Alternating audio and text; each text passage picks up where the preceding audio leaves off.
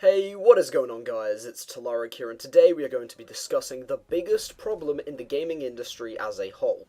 Now this is a pretty large topic, so there are bound to be people that disagree with me.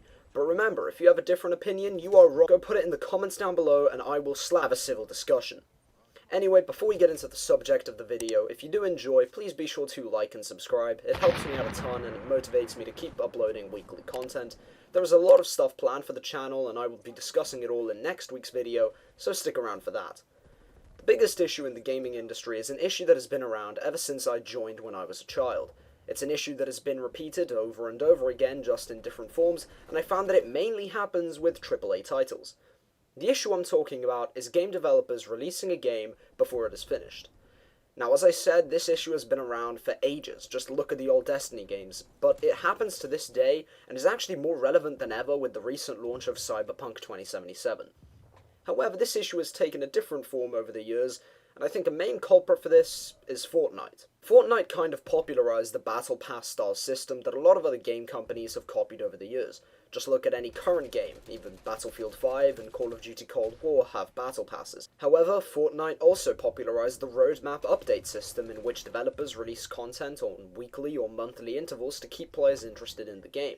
Now at first this doesn't seem too bad, and quite frankly, as a concept, it isn't.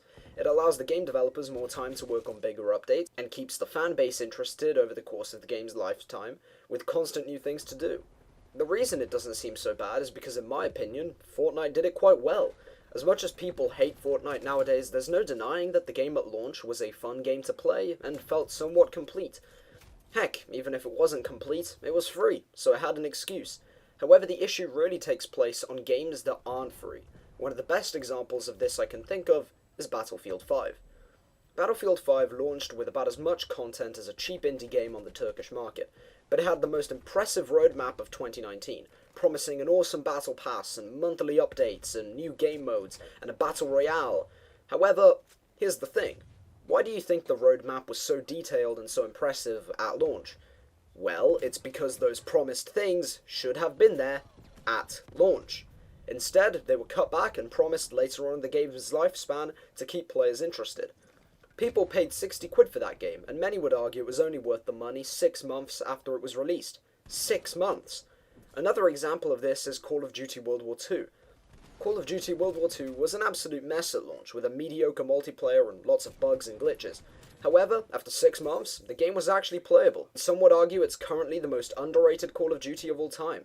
Another example of this can be seen in the most current Call of Duty. Cold War released with 6 maps, which are mediocre at best and unplayable at worst. It also released with 27 guns. On the other hand, Black Ops 1 released with 12 maps and 63 guns. That's over double the content Cold War has.